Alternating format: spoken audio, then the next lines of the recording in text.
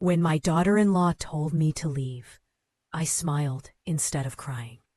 I remember standing there, coat in hand, looking around the room that had been my home for decades. The walls were the same soft yellow I had painted myself. The kitchen smelled faintly of herbs, and sunlight spilled in through the curtains, warm but unfamiliar. I smiled because crying felt too heavy, and I didn't want her to see how broken I was inside. I had tried my whole life to be the kind of mother everyone admired, patient, helpful, loving, but I had failed. Somehow, my efforts had pushed my own son and his wife away. That moment, quiet and still, made me realize that love alone sometimes isn't enough. I paused by the door, looking at the house I had filled with memories. Every corner held a story. The sound of my son laughing as a child, the smell of birthday cakes we baked together, the quiet evenings spent drinking tea and talking about nothing and everything at once. And now all of it felt like it was slipping away. I didn't realize it then, but that day would mark the beginning of a long journey of regret and reflection. A journey that would last many months, forcing me to confront the mistakes I had spent 10 years ignoring. I suppose I should start from the beginning. My son, Armin, was everything to me. From the moment he was born, I lived to see him grow, guide him, and be there for him. Our little home in the town was modest, wooden floors that creaked underfoot, yellow walls fading with age, and a small garden where he learned to ride his first bicycle. When he met Samina, I welcomed her with open arms. I wanted nothing more than for my son to be happy. Samina was quiet and careful, with a smile that reminded me of gentle mornings. I thought everything would blend perfectly, 3 people forming a new happy family. For a while, it was beautiful.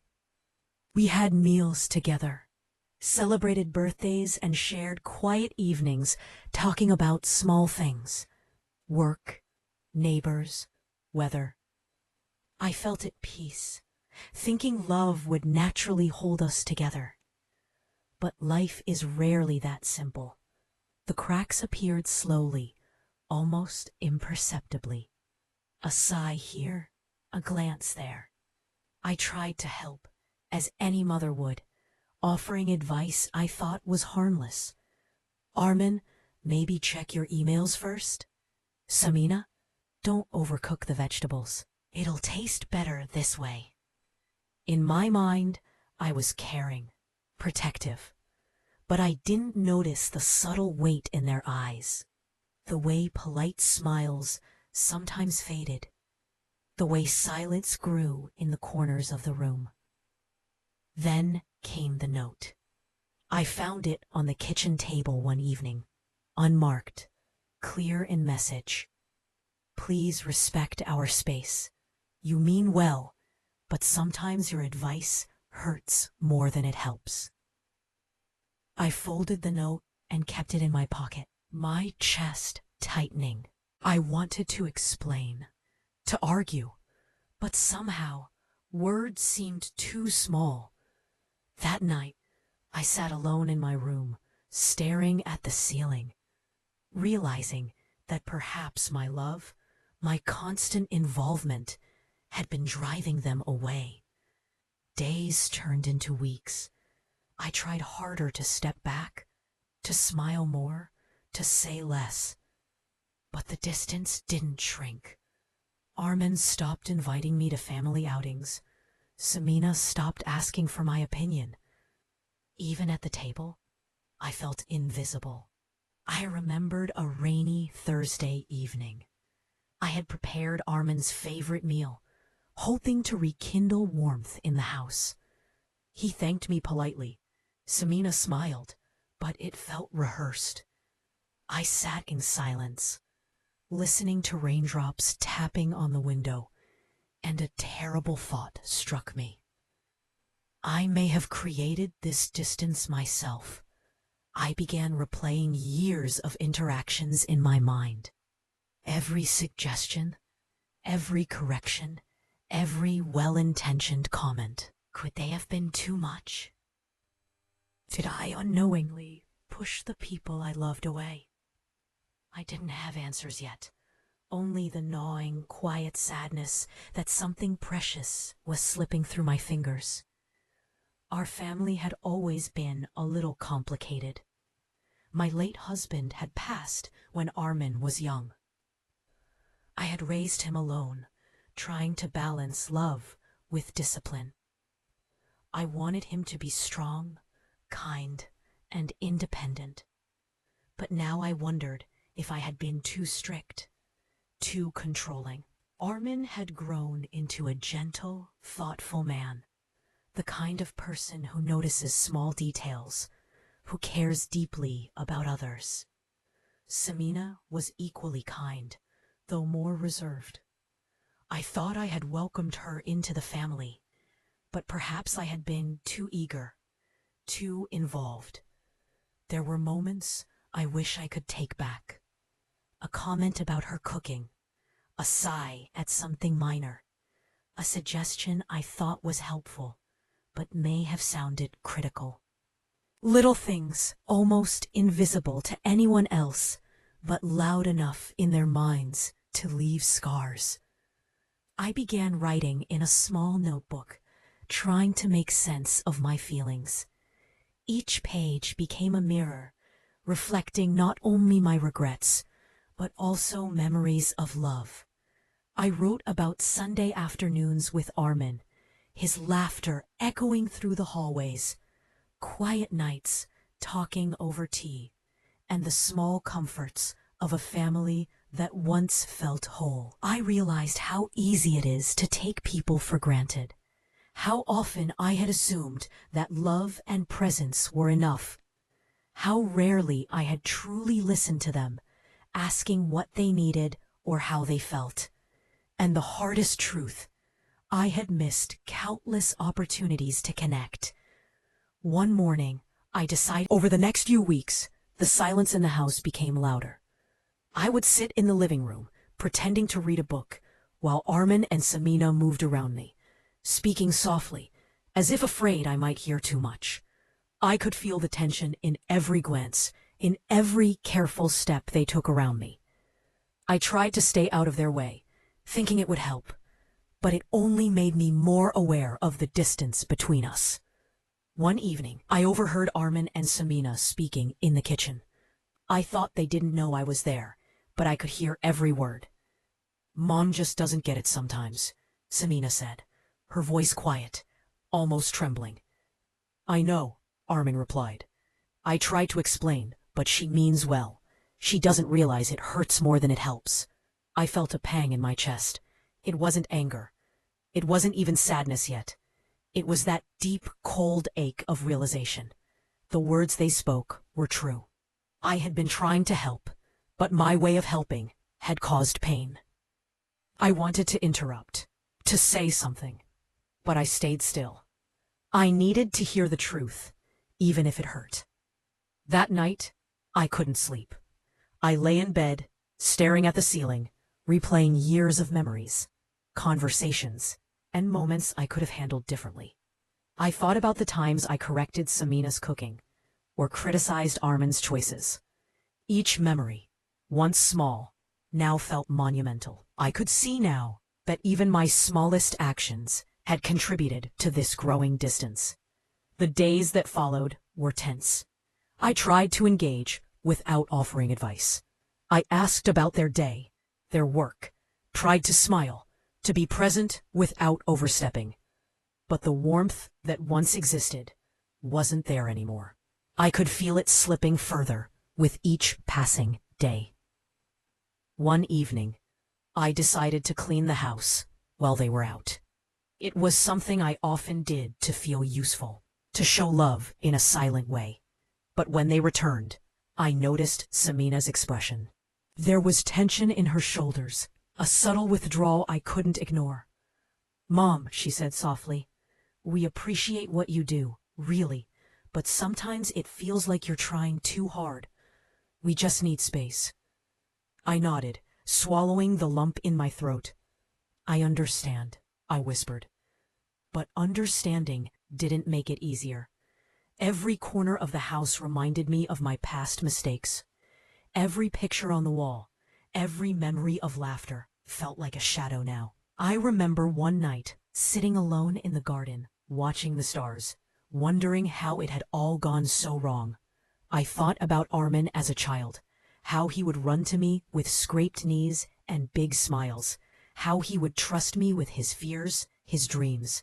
And now, I realized how much I had let that trust erode, not by one big mistake, but by 1,000 small ones. Tensions began to rise in subtle ways. One evening, we were having dinner, and I mentioned a small suggestion about the way Samina had cooked the rice. I thought it was innocent. I thought it would help. "Mom, please," Samina said quietly, pushing her plate slightly away. "I know what I'm doing. I don't need advice right now." I froze. Her words were gentle, but the pain behind them was unmistakable. I wanted to explain, to say I only meant well, but I stayed silent. I realized that words were not enough anymore. My presence, my involvement, even my love, had been too much for them. I started noticing more patterns. Armin would avoid talking about his work when I was in the room. Samina would step carefully, choosing words as if they were fragile. Even small gestures, like passing a cup of tea, were deliberate and measured. Every interaction felt like walking on a tightrope. I tried to reflect on my own behavior, to see the mistakes I had made. I remembered the time I criticized Samina in front of friends, thinking I was being helpful. I remembered the arguments I had with Armand over trivial matters, insisting he follow my suggestions. I realized that, over the years, I had built walls around myself without even noticing. One rainy afternoon, I found myself looking through old photographs. There was a picture of Armand as a toddler, sitting on my lap, smiling so freely. Another of him with Samina during their engagement, her eyes shining, his hand holding hers. I stared at those images, realizing that the bond I had once cherished was fragile, slipping further away with every misunderstanding. The rain outside mirrored my own emotions, gentle yet persistent, filling every corner with quiet melancholy. I began to understand that the growing distance wasn't just their doing. I had played a part. I had been blind to their needs, focused only on what I thought was right. Arguments started to surface more frequently. Not loud fights, but subtle clashes. One night, we were discussing holiday plans. I suggested visiting my sister, thinking it would be nice for the family. Armin hesitated. "Mom, we've already made plans," he said softly but firmly. "I just thought it would be nice," I replied, trying to mask the hurt in my voice. "It's too late now," Samina added gently. "We've already decided." The conversation ended there, but the tension lingered like a shadow over the room. I realized that my suggestions, once welcomed, now felt like intrusions. My intentions didn't matter, only their perception of my actions did. Days turned into weeks, and I began to withdraw even more. I stopped offering advice, stopped trying to be helpful in ways that might irritate them. I kept to myself, reading, knitting, sitting quietly. But the emptiness inside grew heavier with each passing day. Then came the phone call that shook me. Armin spoke softly, almost reluctantly. "Mom, Samina and I have been talking. We think it might be better if you stayed somewhere else for a while." We just need space." I felt my heart sink. It was a quiet evening when everything changed. The house was unusually still, the kind of silence that makes your chest feel tight. I was sitting in the living room, watching the shadows of the trees sway outside the window, listening to the soft hum of the refrigerator. I thought it was going to be another ordinary night, just me, quietly existing in the same space as my son and his wife. But I was wrong. Armin came home earlier than usual. I could hear the front door click softly, and the shuffle of his steps. Samina followed a few moments later. They spoke in hushed tones, and I could tell something was different.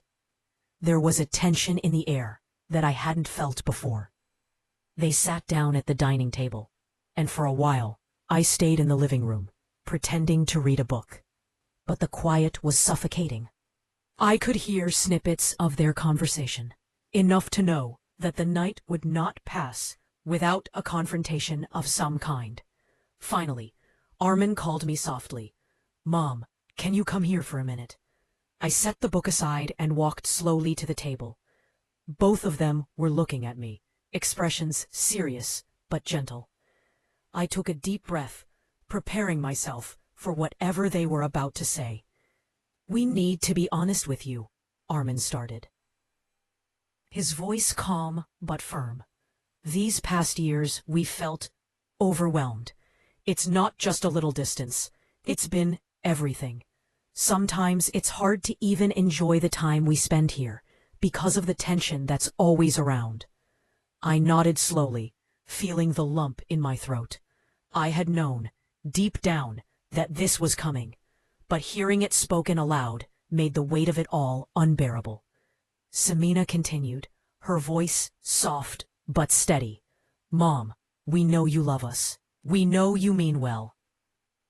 But sometimes, your presence, your advice, your constant involvement, it's too much. We've tried to tell you in small ways, but we feel like it hasn't changed. That's why we need you to understand why we've been distant." I felt my hands trembling slightly as I listened. The pain was sharp but quiet. No yelling, no shouting, just words carrying the weight of years. For a moment, I wanted to interrupt, to explain, to justify myself. But I stayed silent. I needed to hear it all, without excuses, without defense. Armin took a deep breath. "Mom, the truth is, we've been thinking about moving into our own place, somewhere we can start fresh, just the two of us. We don't want you to take this the wrong way. We love you. We just need space to live our lives as a family." I blinked, trying to process his words. My heart sank, a heaviness spreading from my chest to my stomach. This was the turning point, the moment I realized how far I had drifted from the people I loved most.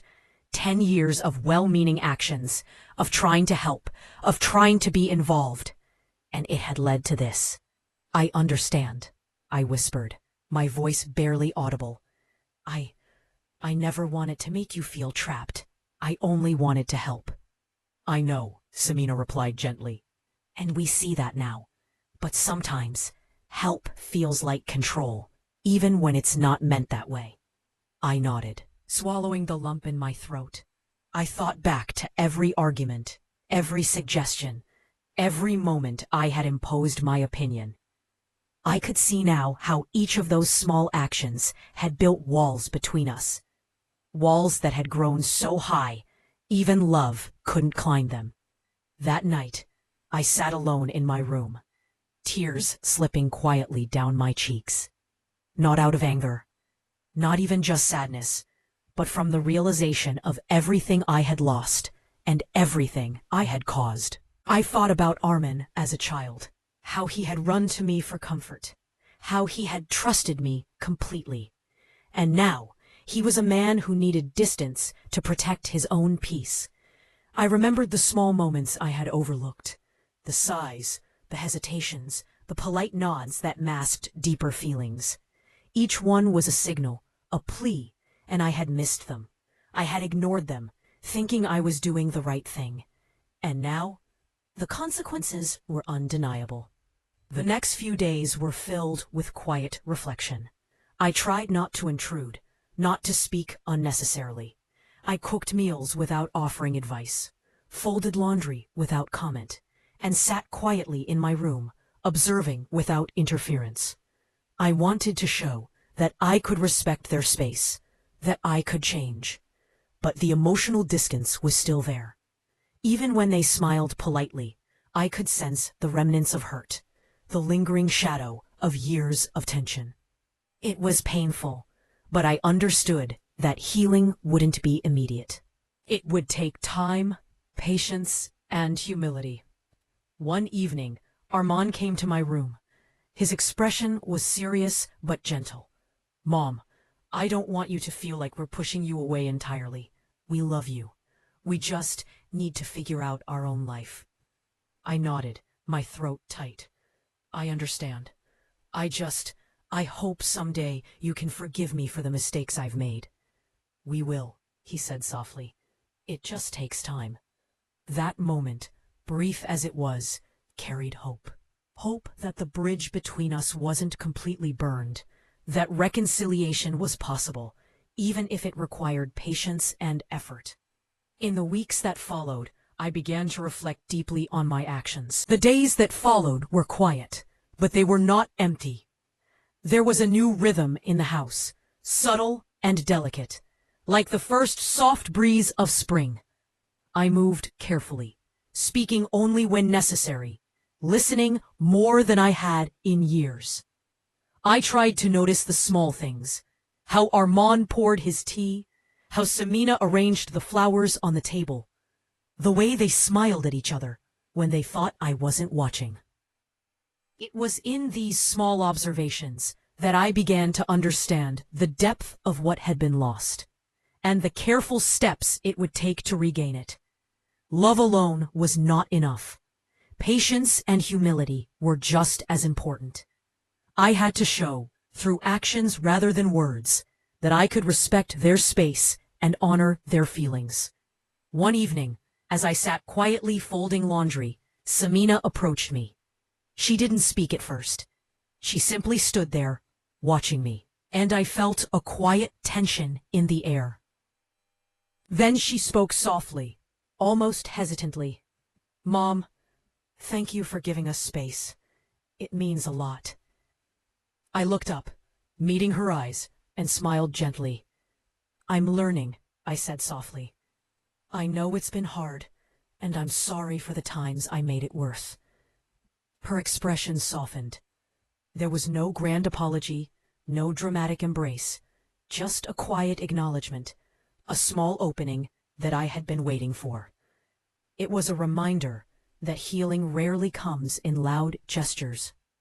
It grows quietly, through consistency and understanding. Armand, too, began to engage more openly. One evening, he sat across from me at the table, a cup of tea in his hands. "Mom," he said, voice calm, "we've noticed you've been different lately. We appreciate it. We see the effort you're making."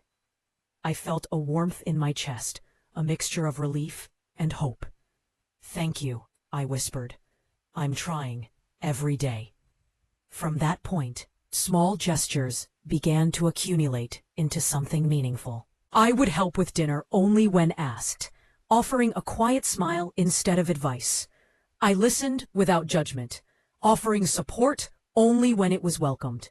I learned to hold back, to observe, and to respect their autonomy. One afternoon, we decided to sit together in the garden. The air was crisp, sunlight filtering through the leaves, and for the first time in months, I felt a sense of calm in their presence. We didn't speak much at first. We didn't need to. Just being together, sharing the same space without tension, was enough. Armin reached out and gently took my hand. "Mom, I know it's been hard for you," he said softly. "We've made mistakes too, in how we handled things. We didn't communicate well. But I want you to know we still love you. We want this to work." I felt tears well up, but they were quiet, gentle tears. Tears of relief, of gratitude, of understanding. "I love you too," I whispered. "I've realized so much about myself, about us. I want to do better. Every day." Samina joined us, sitting beside me, placing a hand on mine. Her smile was soft, tentative, but genuine. "We'll get there," she said. "Together." Those words, simple as they were, carried a weight of healing. They reminded me that relationships are not static. They are living things that require attention, patience, and care. Mistakes, even painful ones, do not have to define the future if they are acknowledged and addressed with sincerity. In the weeks that followed, I continued to practice patience and observation. I learned to hold back my impulses, to correct, to guide, or to insert myself unnecessarily. I focused on listening, truly listening, to their needs and emotions. I discovered that by giving them space, I was also giving myself the chance to grow, to reflect, and to understand the consequences of my actions. One evening, as we sat together for dinner, I felt a sense of peace I hadn't experienced in years. The table was simple, the food modest, but the atmosphere was light. There was conversation, laughter even, subtle and warm, like a flicker of sunlight through clouds. I realized that trust and connection, once fractured, could be rebuilt slowly, through consistent effort and empathy. I began to understand that resolution does not mean forgetting the past. It does not erase the hurt or the mistakes. Rather, it means acknowledging them, taking responsibility, and moving forward with care and awareness. The weeks turned into months, and the house began to feel alive again. It wasn't the same as before, not exactly, but it was filled with a gentle warmth, the kind that comes from understanding and forgiveness. I could feel it in small moments. Armin laughing softly while reading a message on his phone. Samina humming quietly as she prepared tea. The subtle glances they shared that reminded me of the bond they had built together. I spent a lot of time reflecting on the past, on the mistakes I had made, on the moments I thought were harmless but had caused silent hurt. And while the memories brought pangs of regret, they also brought clarity. I understood now that love isn't always enough. It must be paired with patience, respect, and the willingness to listen without judgment. One quiet afternoon, I found myself in the kitchen, preparing a simple meal. Armin came in and leaned against the counter. "Mom," he said softly, "I know things weren't easy these past years. I just want you to know, I see you. I appreciate you." I looked at him, tears brimming in my eyes. "Thank you," I whispered. "I've learned so much about myself, about us." He smiled gently. "We all have. We're learning together." Samina joined us, placing a hand on my shoulder. "Mom, it's different now. We feel closer, and it's because you've made the effort to understand us, to respect us." I felt a quiet gratitude swell in my chest. It wasn't just relief. It was hope. The hope that love, when paired with understanding and humility, can heal even the deepest wounds. Over time, we found a new rhythm. I learned to step back when needed, to give space without feeling rejected. I learned to speak less and listen more. I learned to offer help only when it was welcomed, and to respect their independence while remaining present. I also learned to forgive myself. The guilt I had carried for so long began to soften. I acknowledged my mistakes, accepted the consequences, and committed to being better, not out of fear, but out of love. True forgiveness, I realized, starts within. Once I forgave myself, I could offer genuine presence and care to my family, without the weight of regret suffocating every gesture. We began sharing small moments again, Moments I had once taken for granted. Tea in the afternoon, quiet walks in the garden, soft conversations in the living room. These moments, simple and unremarkable on the surface, carried immense significance. They were the threads of connection being rewoven, slowly and carefully, into the fabric of our family. One rainy evening, as the drops tapped gently against the windows, we sat together in the living room. I watched Armin and Samina talk quietly, their heads close,